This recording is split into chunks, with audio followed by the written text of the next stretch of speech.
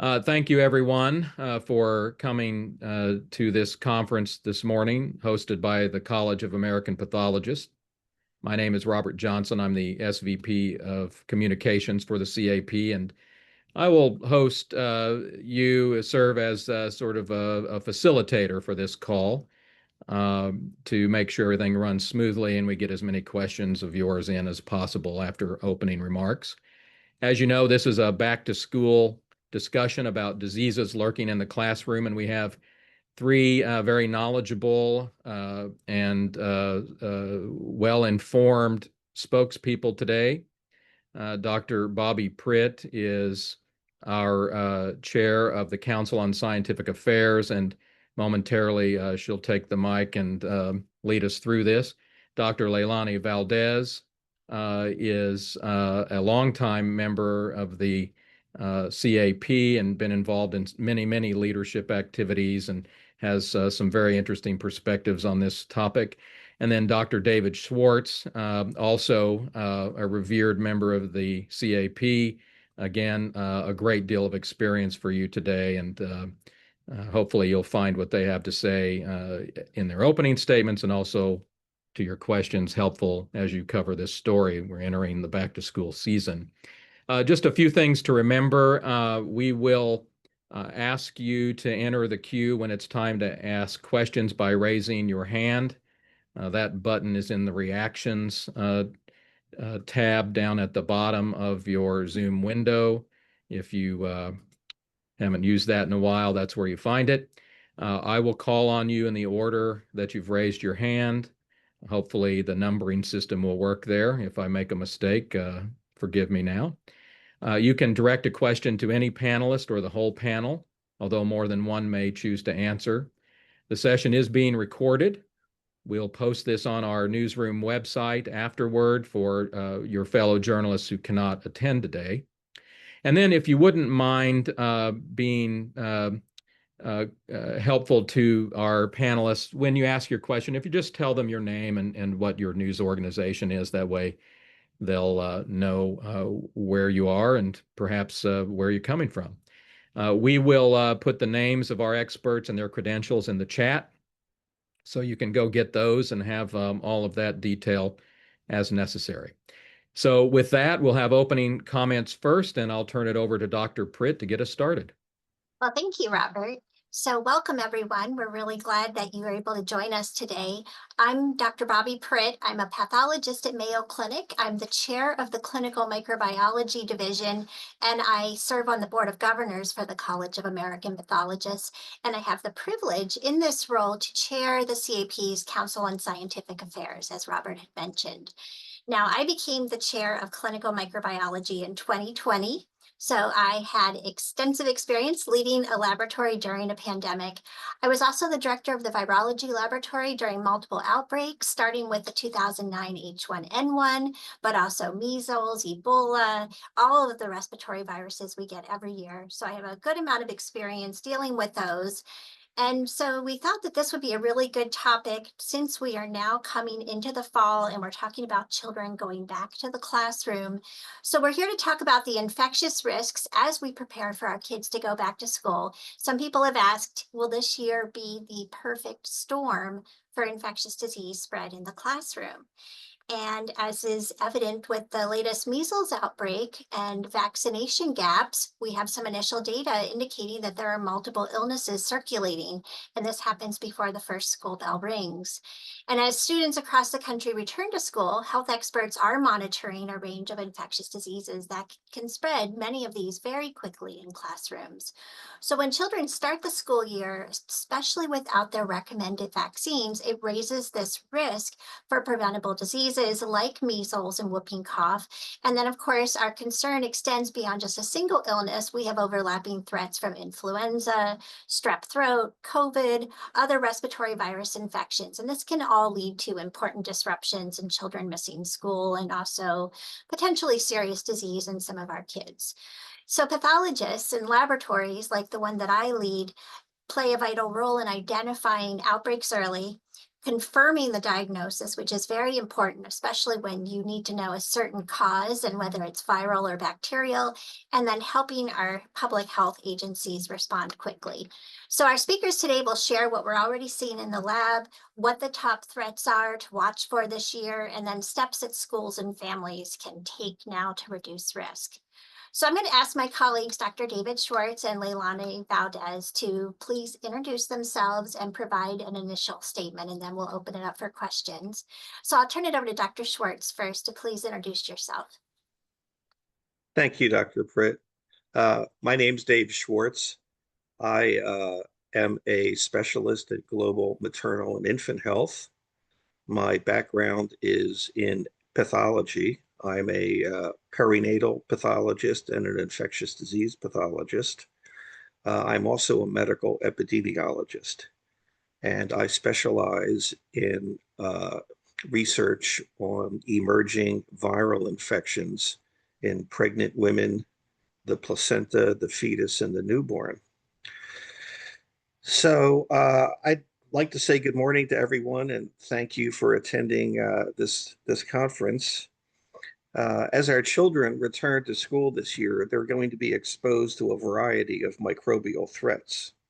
When they come home from school, they may not only be bringing their homework, but also contagious diseases such as the flu, COVID, respiratory syncytial virus, which we call RSV, measles, strep throat, pertussis, and many more. These infections can be all transmitted by respiratory aerosols and secretions. So because of this, personal hygiene, such as hand washing, covered coughing and sneezing precautions, and keeping children home when ill can all reduce the transmission of these infections. In particular, hand washing at school is of paramount importance, as it can prevent up to 30% of diarrheal disease and 20% of respiratory infections. In addition, keeping children up to date with vaccines is very important in not only preventing transmissions, but in reducing complications such as severe illness and the requirement for hospitalization. It must also be remembered that infected children can transmit the organism to older adults like myself, including grandparents and those individuals who are immunocompromised. And it's these individuals who can be very susceptible to the infections and have poor outcomes, including severe morbidity and even mortality. So let's discuss some of the common infections that we're worried about and that are circulating in the community as the kids go back to school this year. Influenza. The prevalence of flu in the community as of the latest data this month is low, with about 0.4% of specimens testing positive. 75% of these positive specimens are flu A, and the other 25% are flu B. Among the flu A, 92% are H1N1, which is the swine flu. We're not seeing the H5N1 in the community right now. And the reproductive number, or R naught, for the flu virus is between 1 and 2, which is fairly low.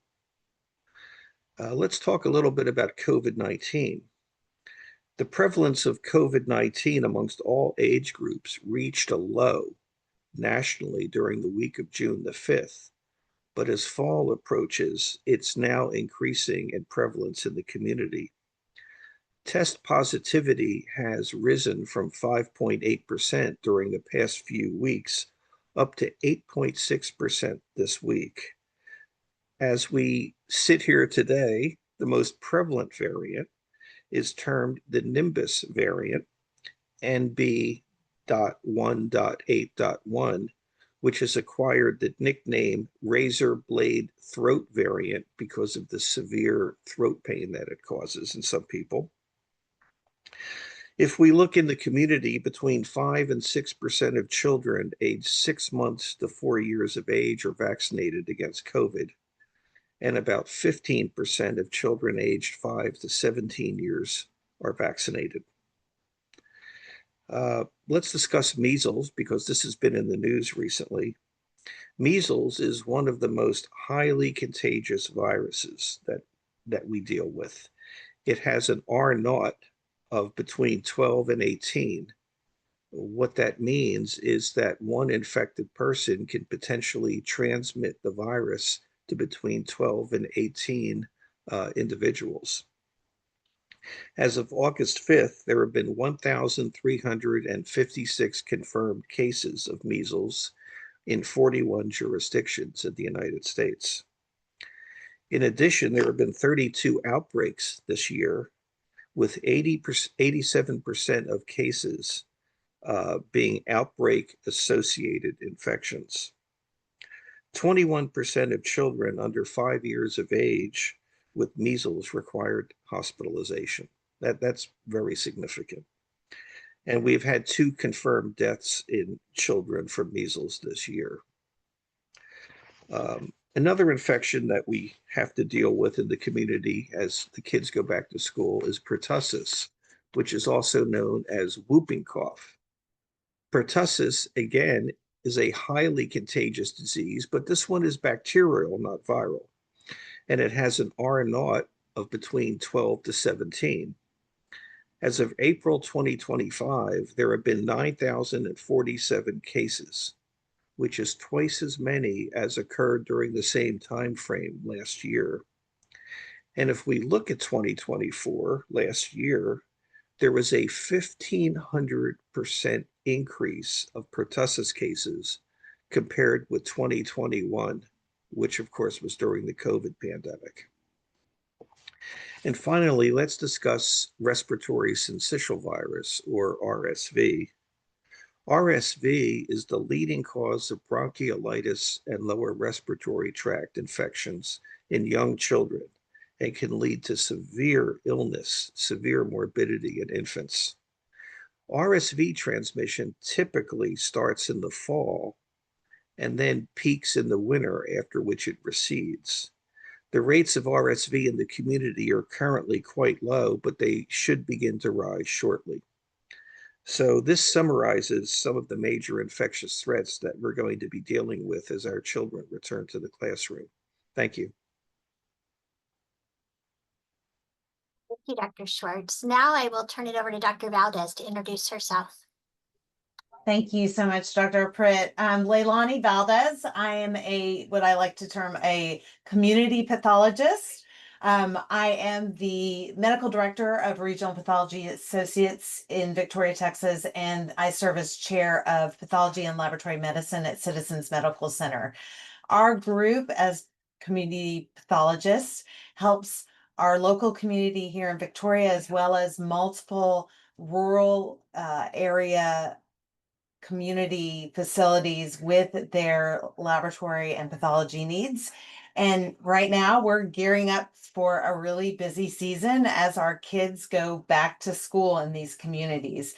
One of the things I like about smaller town medicine and rural medicine is that we really have a close relationship because we all live and work in this community. So pediatricians and school health officials all work with us as pathologists and medical professionals to really help keep our community safe in the face of more infectious disease burden than we've seen maybe in years past. And this can be especially important when you're talking about school-age children, because sometimes these infectious conditions present in different ways in kids than they do in adults, such as rashes or fevers or fatigue. And they can really mask a more serious condition. So it's important for us to have a coordinated approach between schools, parents, and healthcare providers. And that tends to be the most effective way to reduce the absenteeism and limit the spread of infections. How do we do this? We encourage vaccine compliance. We want to ensure that the kids are getting vaccinated for COVID, RSV, and the flu. we want to see those childhood vaccines like measles done as well, and it's a little discouraging to see those rates drop, because you really need above a 90% compliance rate to really protect your community from some of these very contagious viruses, as Dr. Schwartz mentioned. So what else do we do? For symptom screening, we encourage parents to keep children home if they have fever or cough or vomiting or a rash until you can confirm that this is a non-infectious cause or the symptoms resolve, right? That keeps the spread down. We also help our community reinforce hygiene practices through age-appropriate education. Hand washing songs work well for kids, posters in restrooms. You can even do class hygiene competitions. These are all things and discussions we have as medical staff to encourage our communities to be safe.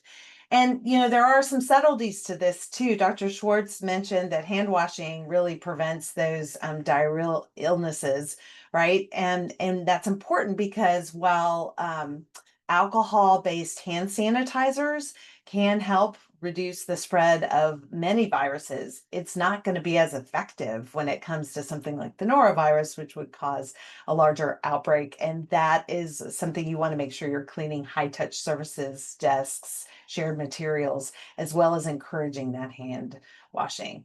So just as a summary from my perspective, it's truly a team approach when it comes to making sure that our kids can go back to school safely. And it's important to not just protect them and keep them in school where they're learning, but also protect the teachers and the staff that work at those facilities who may not be as immune competent as the little kids to handle a virus, and it may affect them a little more severely. So we want to keep the teachers teaching and the students learning as much as possible in the face of fall and the higher level of viruses that we detect in the community. Thank you, Dr. Valdez. So I'll now turn it over to Robert to see who has questions for us. Thank you, Dr. Pritt. I don't see any hands up just yet. I do see an applause, so that's nice. If you have a question, please raise your hand and we'll call on you in the order that we receive those. So just watching here for that. Let's see. All right. I think Suzanne, why don't you go first? Remember to tell us where you're at, and we'll go from there. Suzanne Pollock, I'm calling from a newspaper in Montgomery County, Maryland, near DC. I just want to see if you can say, are people getting vaccines, is it way lower? What with Secretary Kennedy comments or the government's comments? And if it's too soon to tell, or can you tell, are fewer people getting vaccinated? Yeah, so maybe, I don't know, Dr. Schwartz, if you'd like to comment on that. Sure, I'd be happy to, Bobby. The question was, can you rephrase that question a little bit? It had several parts to it. Do you mind? Can you tell if fewer people are getting their vaccinations? If kids going to school, usually schools require it, and we only have, depending on where you live, another 2 weeks or so to get into school. Are rates down? Well, we're dealing with a lot of diseases, aren't we? And we're dealing with a lot of different vaccine products.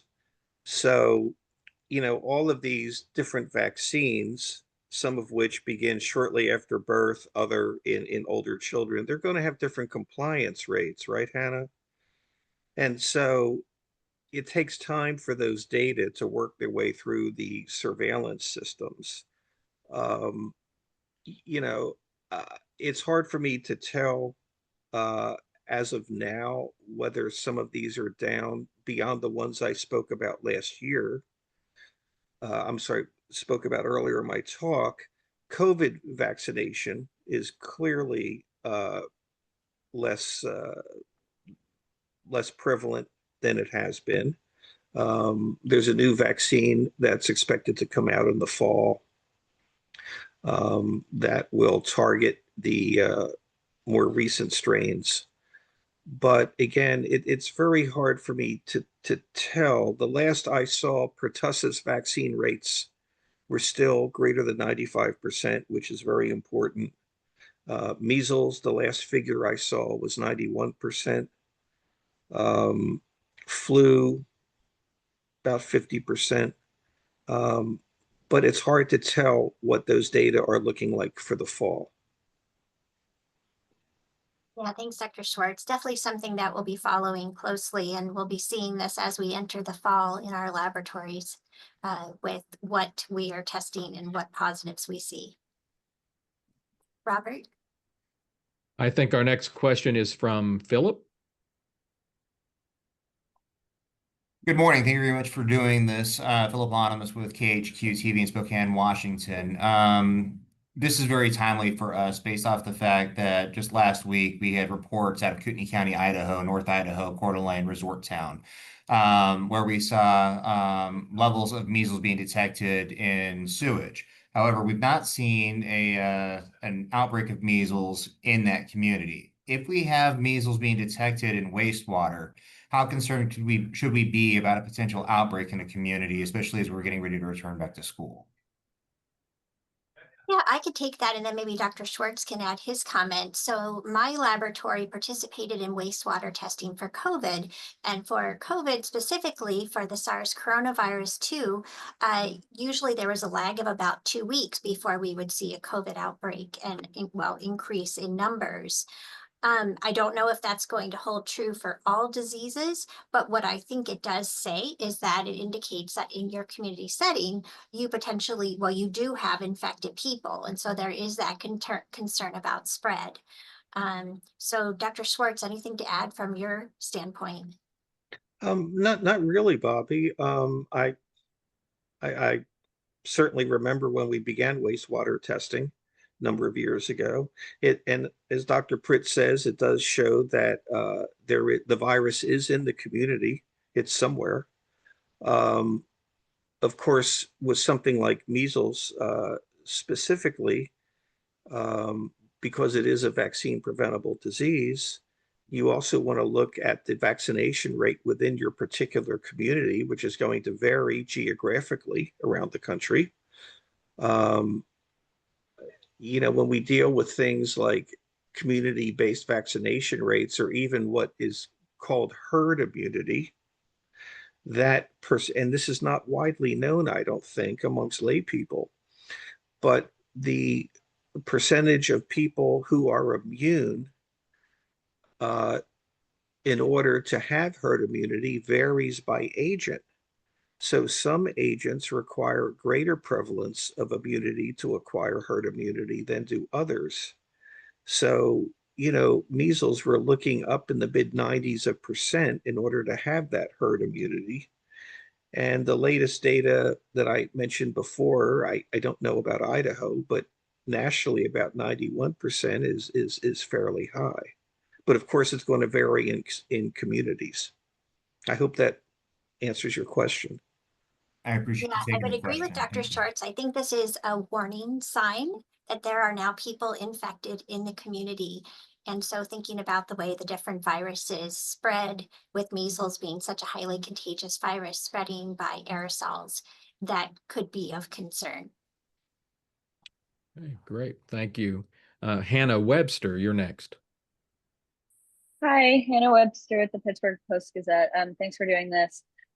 This question is for the clinicians and those who work with kids specifically. How do you handle questions of vaccine hesitancy? And what advice would you have for parents who might have questions about vaccines? Yeah, who would like to take that? I can take that. Again, as a pathologist, we don't necessarily work in the clinic. So my role in the community as a health advocate has been to do outreach at the schools. And you have to make sure what you're saying is age appropriate so they understand. And I've done all sorts of different ways to sort of educate on what herd immunity would mean to a second grader.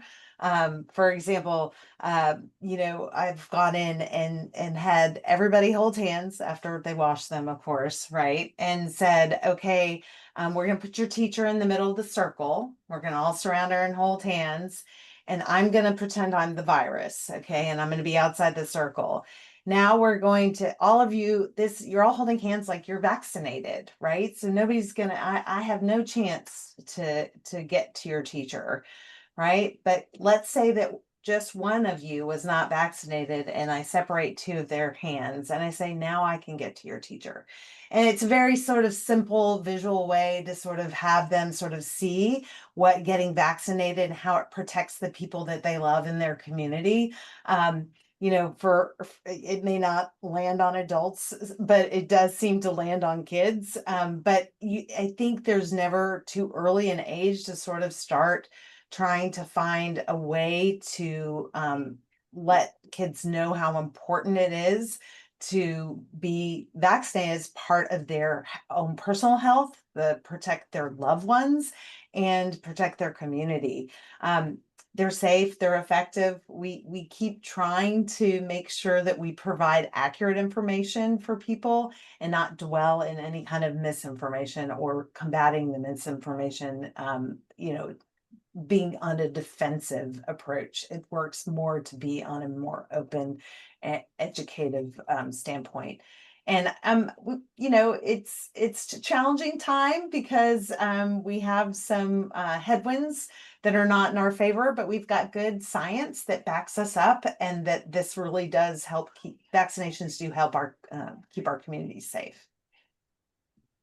Dr. Valdez, yes, as pathologists and also clinicians in the sense that we're caring for patients, even if we're not dealing with them directly, reiterating the science and how that supports the medicine and our message for public health is always important. Dr. Schwartz, did you want to add anything? Well, thank you. Sure. I mean, I completely agree with what's been said. A couple of colleagues and I actually study vaccine hesitancy and have published on it. And of course, this is not a new phenomena. If you look back in the 1790s when Dr. Jenner discovered the original smallpox vaccine, there was tremendous vaccine hesitancy and controversy about taking that product. And it's been with us ever since. So obviously now we hear about it more because of our systems of communication are more rapid. But it is a phenomenon that we have always seen in the community, and I think we probably always will see it. Okay, Thank you. Mhm. If you have a question, get in the queue by raising your hand. The button is in the React section of the Zoom window. And the next question is from Mike. Hi, thank you for taking my question. I'm Mike Stobie with the Associated Press. Pathologists, of course, play such a key role in surveillance. In this current presidential administration, there have been significant cuts to staffing and resources at the CDC that support surveillance on a number of topics. I'm wondering if you all have noticed any change either at the state or federal level in surveillance, data collection, your ability or your participation in reporting infections of different respiratory or other infections. Thank you. A great question. Dr. Schwartz or Dr. Valdez, would either of you like to comment? I actually haven't seen any changes yet. I think it's still early days. We work really well as a local community as far as monitoring the number of positives within our own community. So it's a little different than being in a larger metro or a large city, depending more on those state and federal resources. But I think it's kind of too early to tell. Dr. Schwartz, you have anything to add? Sure. I was just looking at some epidemiological data prior to this conference today in order to update everyone. And I did note that on the CDC website, some of the information was somewhat outdated. And so I imagine that's because of the policy changes that have occurred. Yes, I agree. I think that it's going to probably vary from state to state. I'm very blessed that in Minnesota, we have a very strong Minnesota Department of Health. But I'm sure that there will be changes as we go forward. But as Dr. Valdez says, it's difficult to see, to predict what that's going to be coming into this upcoming year's respiratory season. From the laboratory testing standpoint, and speaking from the clinical microbiology laboratory, we do have our own reporting dashboard of what is circulating in the community, and we monitor that for influenza A, influenza B, RSV, and SARS-CoV-2. And we report that out to all of the patients here at Mayo Clinic, where I'm based. So we may also see local universities strengthening their surveillance and reporting systems to help show what is actually in the communities that's more applicable to the immediate area, but may not give us the national snapshot. Okay. Let's go next to Joe. And if you do have a question, please raise your hand and we'll get to you in the order it goes up. Yes, thank you. This is Joe Shaka from Channel 7 WHGH TV in Boston.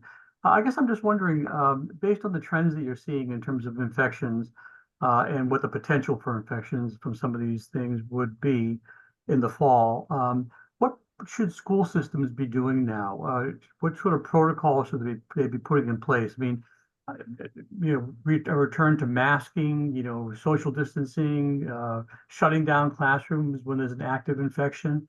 What should they be doing at this point to plan for that? Dr. Valdez, do you want to start? Yeah, I'd love to start with that one. That's right up my alley.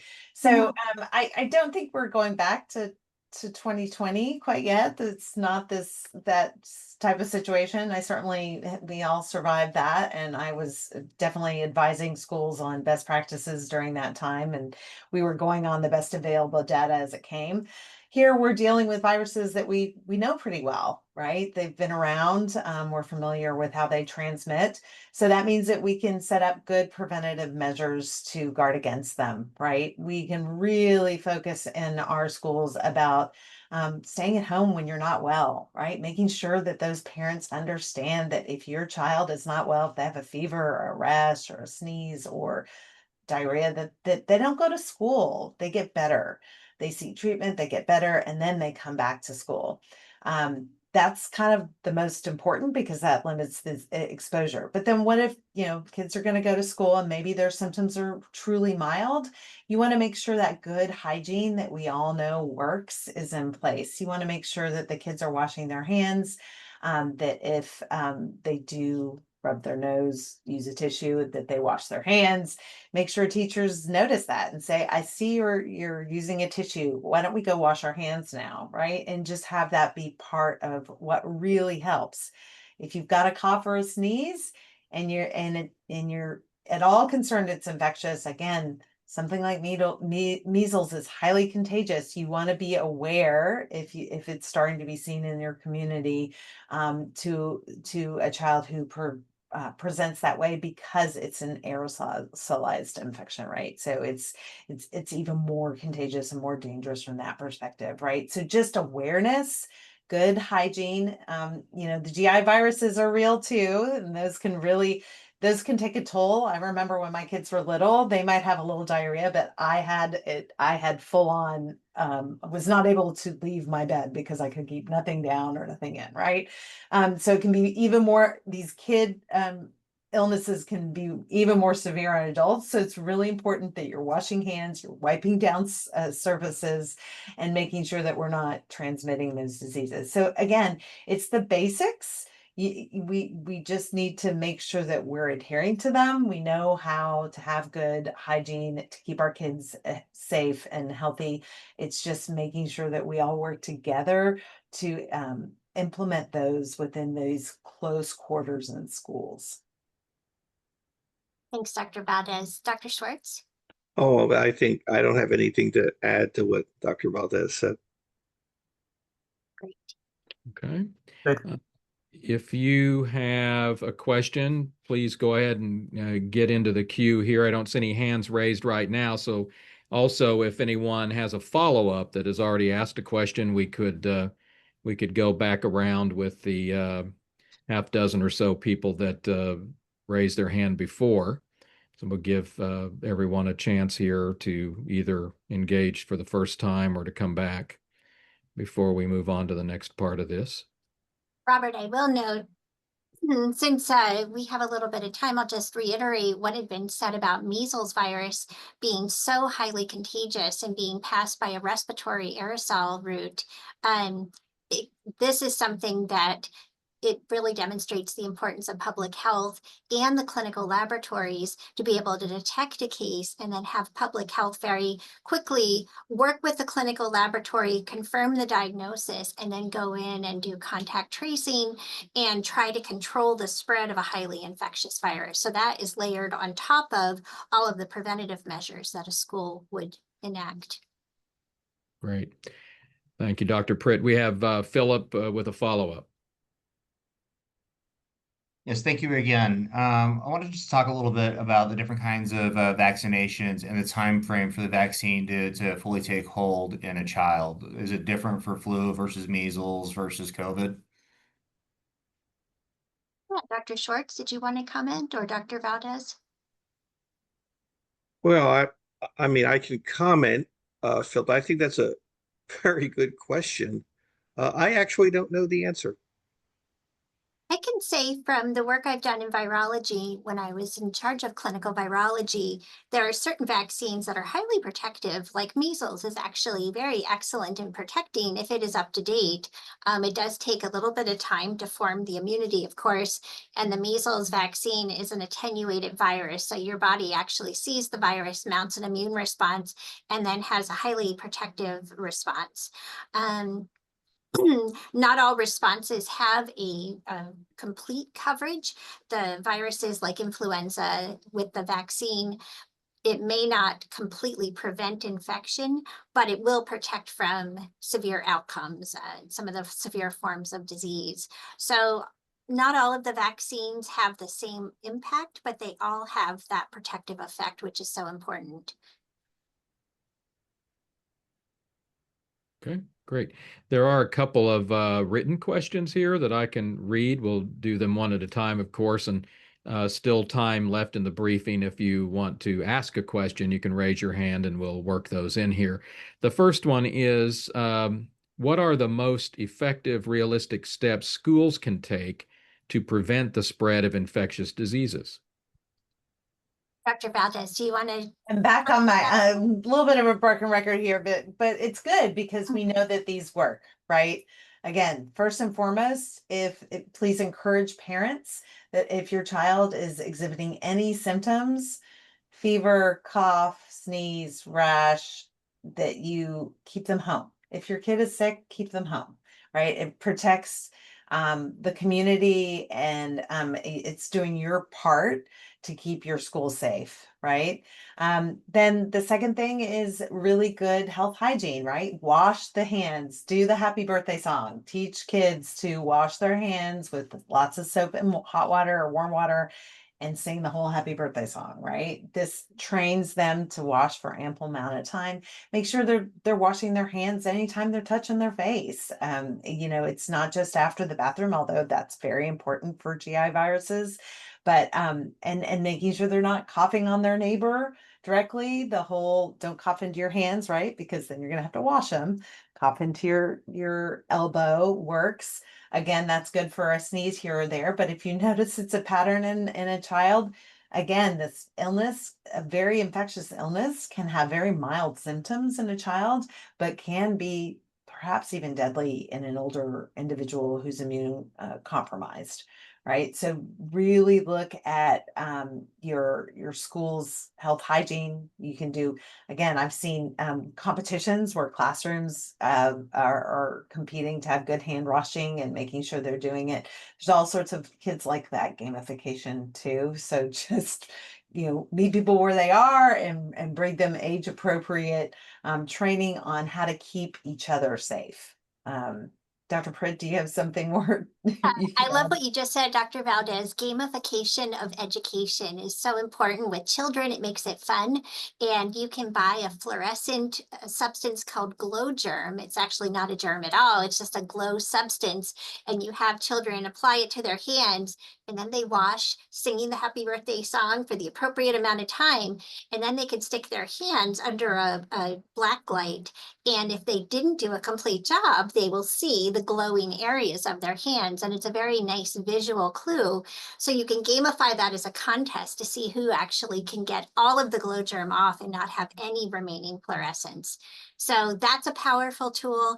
I've also been very pleased to see, coming out of the COVID pandemic, that there is more tolerance and acceptance, just expectation that people will stay home when they're sick and that they will mask when they're sick. Not everyone does it, of course, but there's more acceptance of seeing someone with a mask and you don't really think anything of it.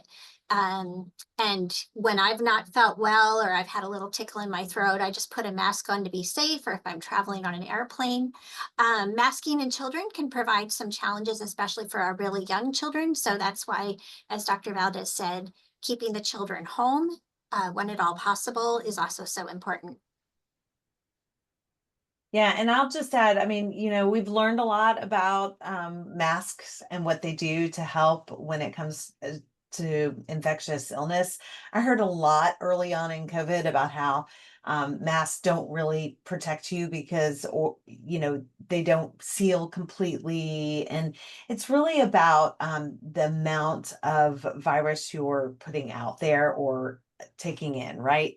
Any barrier is going to help limit the spread of a viral illness, no matter if it's an incomplete protection or not, right? So any kind of barrier is going to really help with that. So I am too encouraged that we've learned a little bit and are more accepting of people who want to protect themselves or the other people around them and are wearing masks in close contact situations like airplanes and places where you just can't help but be around other people, right? So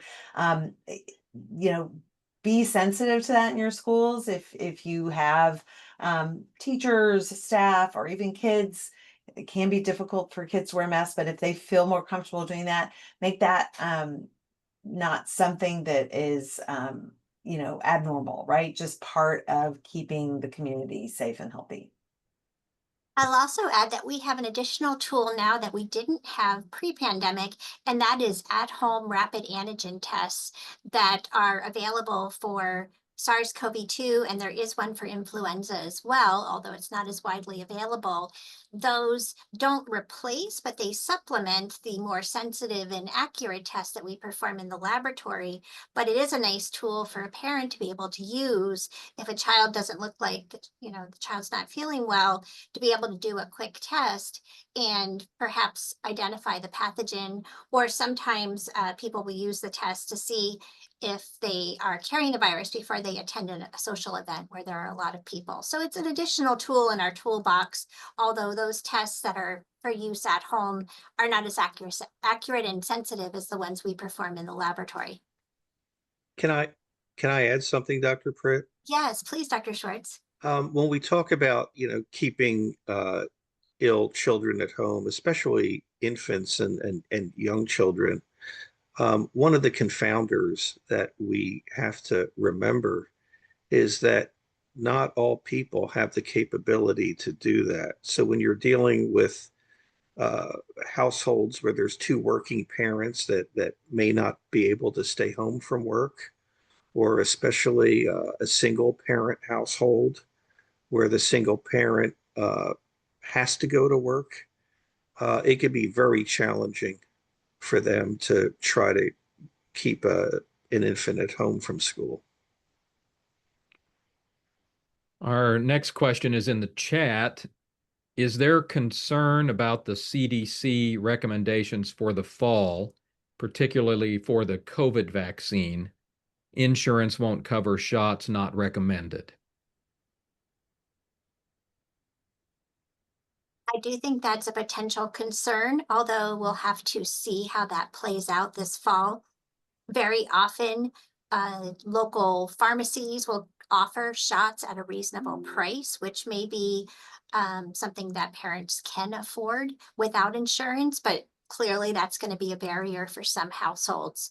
I do think that's something we're going to have to keep an eye on, though, to see what impact, if any, that has on our vaccination rates this fall.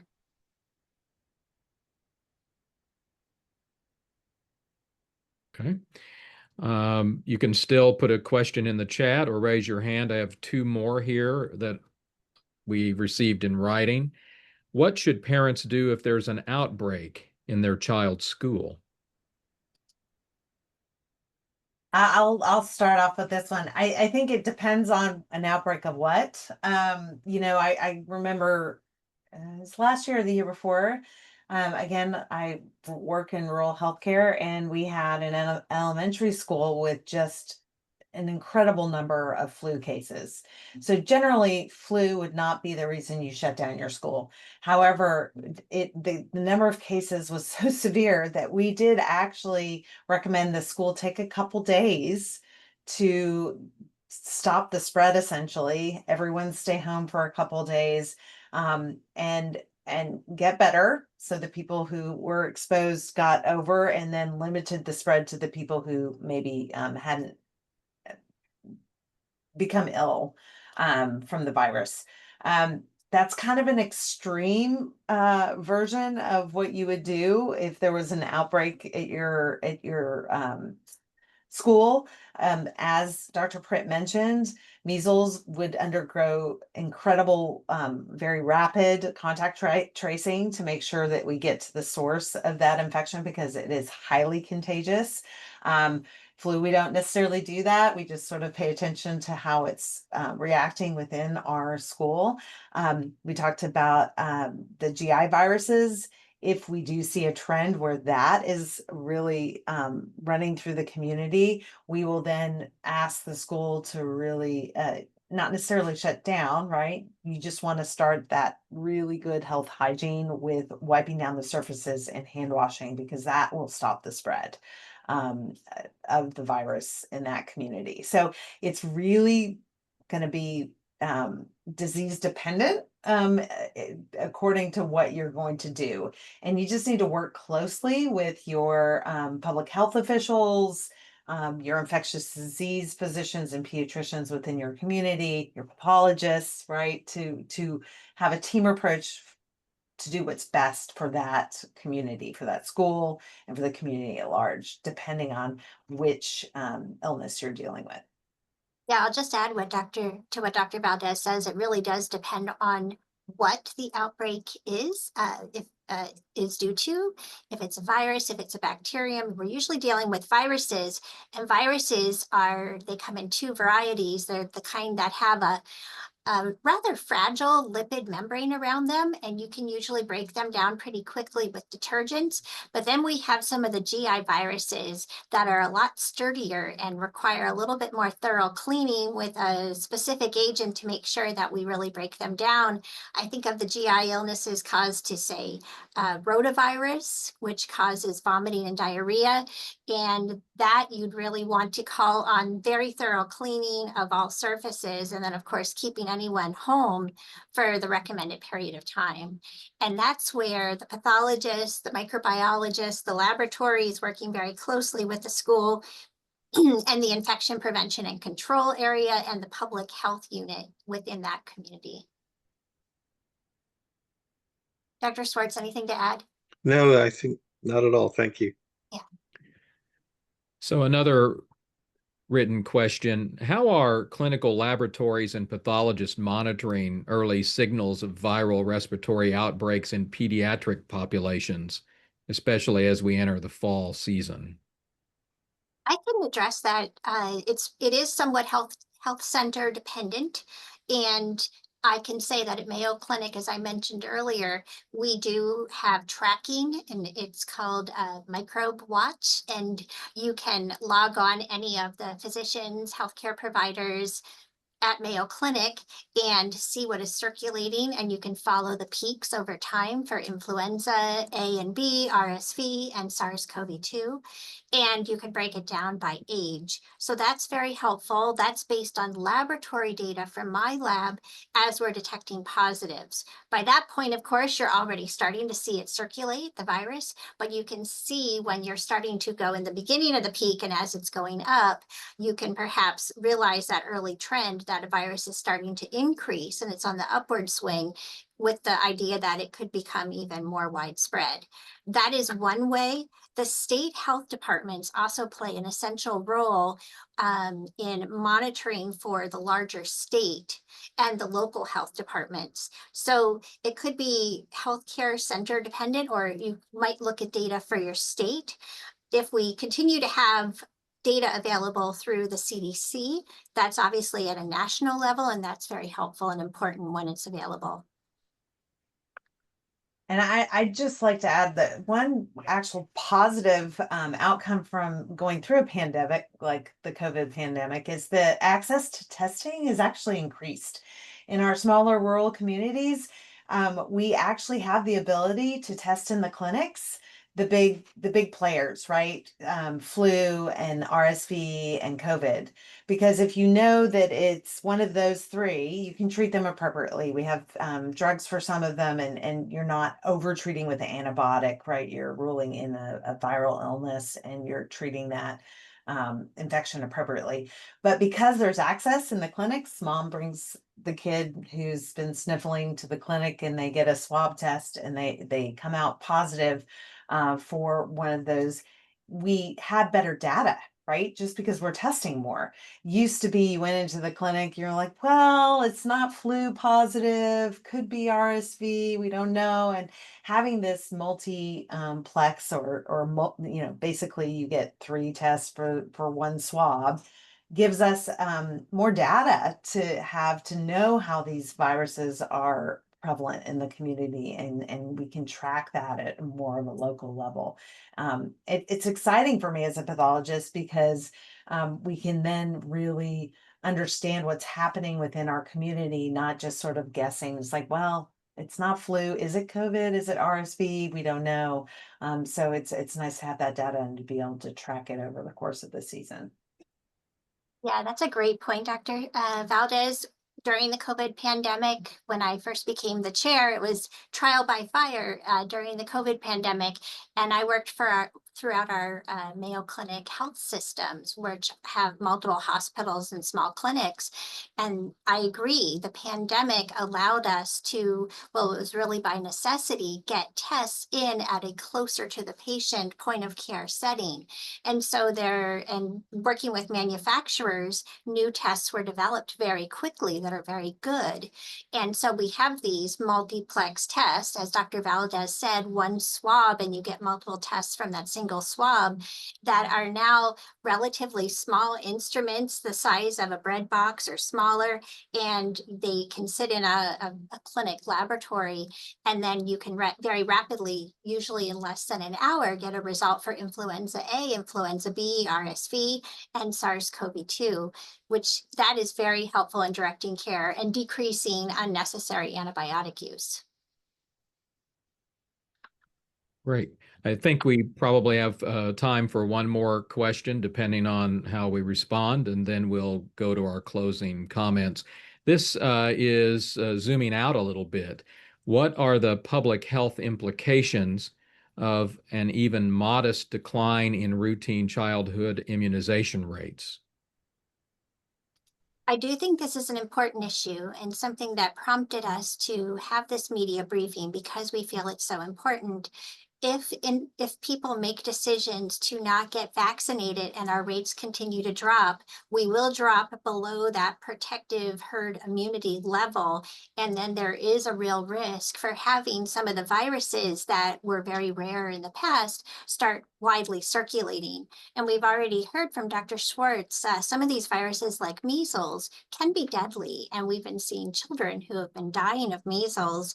And there's multiple different forms of measles where it can cause fatalities in multiple different ways. Some can be fatal within the early stage others can cause disease several years down the road.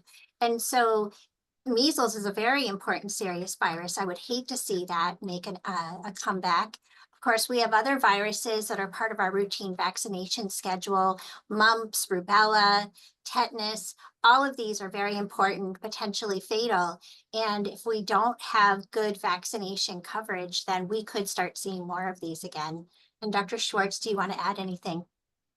Sure. No, I completely agree with you, Bobby. And when we look at these levels of herd immunity that we know for most viruses, not all, we don't know what the herd immunity metric is for SARS-CoV-2 for COVID, but for those like measles and flu and others that we do know, once you drop a little bit below that metric, then you'll start to see isolated cases breaking out in the community amongst those kids who are not immune. If that herd immunity metric gets even more depressed, then in addition to those isolated cases, we start to see what we call clusters. And this is what we've seen with measles in several states. And so now, instead of one individual, you'll start to get 4 or 5, 6, a dozen or more cases. And that can become, that can actually, lead to a full-blown outbreak if those numbers become low enough. So it's so important to have that community-wide immunity, especially, with our kids. I can't emphasize that enough. Okay, Dr. Valdez, did you want to add anything before we go to our closing comments? No, I agree. I mean, it's I try and educate all I can on the good science that backs the importance of these vaccines. I'm an advocate in my community and my household. My daughter's going off to school, to college. We made sure she had all of her necessary vaccines, and she got her flu shot. So I can feel good about her going off and having that experience. I just think it's really important. Dr. Schwartz, you had something else to add? Robert, can I ask my colleagues a question? Please, we have a couple of minutes left. Yes. Okay, and then I'm curious what their answers are, because I also have an opinion. Which one or two infectious agents are you most worried about as kids go back to school in the fall? Well, for me, I think measles is a big one because it is so highly infectious, and because, as I mentioned, it can be fatal in children, both in the acute stage, but also in the chronic form years down the road. And so I think that that's very dangerous. There are others, of course, but that would be on my top 10. Okay, Leilani? So my kids are a little bit older, so I maybe shifted a little bit. The one I'm worried that people aren't getting vaccinated against is HPV, because it's our anti-cancer vaccination, and this needs to be done in elementary school age kids. And I always sort of say, let's not forget the vaccine that works against cancer, right? When we're talking about our kids' health.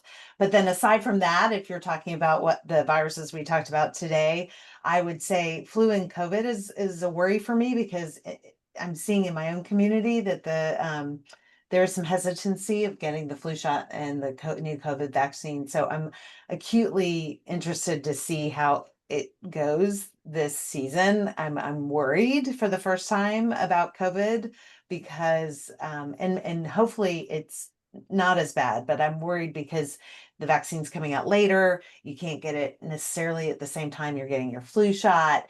And so not pairing these at the same time when people go to get vaccinated is a lost opportunity for getting both of those, getting vaccinated against both of those. My daughter already knows that as soon as the COVID shot comes out, she's going to have to go to the local drugstore and get the shot, because she's protected for flu, but she needs to get COVID. So okay, thank you.